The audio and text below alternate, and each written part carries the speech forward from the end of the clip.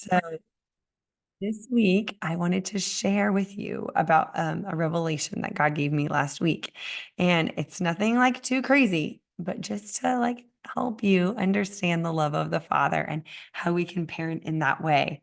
My I was struggling with the to-do list and the miles high things that are feeling like they needed to be done 2 weeks ago.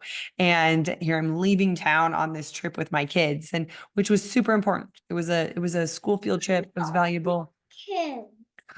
Lily's here with me, ironically with a little cold, and you'll see why in a minute.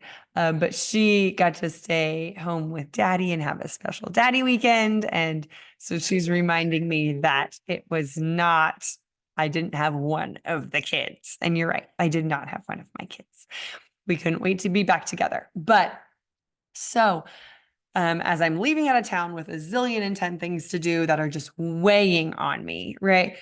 I tend to slip back into that performance mode of like, I am not worthy if I can't get all this stuff done. And so God's so gentle and always bringing me right back to showing me my true worth and my true value.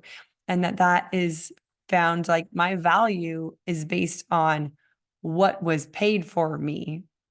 And what was paid for me was the Son of the God of everything, right? So, and Jesus is part of the Trinity, the God of everything. And so that is how my worth is seen. And that's how my kids' worth is. That's our value, that's our worth. And so sometimes I need to be reminded of that outside of all of my performance, because faith without works is dead. And I have no problem doing that. I have no problem doing the doing. Some people need that for the doing. I do not. So I'm a doer at heart. I'm like oh, it needs to be done. I'm okay. Let's just go do it. Like, and so I have a problem with the resting. So that's been a lot of my story this year and how I've been growing, and being okay with things not being perfect and not doing them in the time frame that I think that they should be done and all this. Okay, back to the point of the story. So God's so kind, and he gives me this picture of like a child sick on the couch.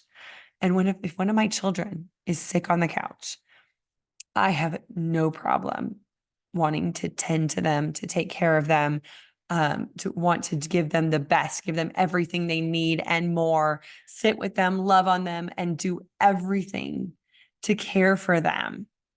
And I don't care about getting anything back, anything being paid, or anything being reciprocated, right? Like, that is not why I'm taking care of my kids. I take care of my kids because I just love them. And I love them so much in a moment that they can do nothing for me, right? They can do nothing for me in that time. Like, they are on the couch, worthless, pretty much. I mean, like, in performance, worthless. Can't do anything. I wouldn't expect them to do anything. And I love them with my whole heart. And I just want to care for them and take it. And so he just showed that to me as this beautiful picture of how he sees us. That if, like, he just sees me, if I'm just laid out on the couch doing nothing, then, and then he just wants to love on me and care for me and do everything I need, meet every need, and do it with joy and without any expectation of it being returned. And so I just thought that was such a simple and beautiful example of the unconditional love of the Father that is without performance, without, like, if I am laid out on the couch for the rest of my earthly days and absolutely worth nothing in the eyes of the world and contributing nothing, it doesn't change his love for me or his want to care for me or anything like that. So how can we parent from that all the time? It's easy when our kids are just helpless there on the couch and you just look at them and it's like, oh, so, like, how can I help you, right? How can I take care of you?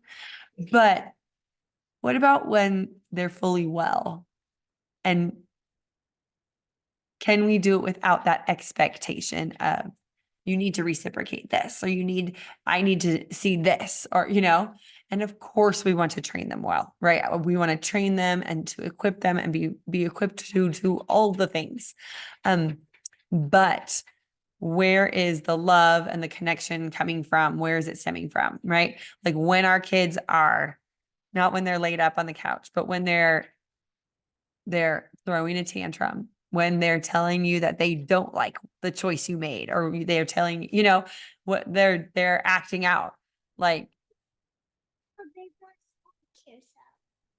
Yes. If a baby wants to go on a carousel and is throwing a fit, right? Where is our love in that moment? And so, it's worth examining over and over again, examining our hearts, going before the Lord. Show me, Lord, reveal in my heart where you'd like to change it. And so Lily's giving me all kinds of ideas. Remember my new book? Yes. Like the one that I want to. She's at the beach. I don't know if you can hear her. You might not be able to hear her. Then she goes like,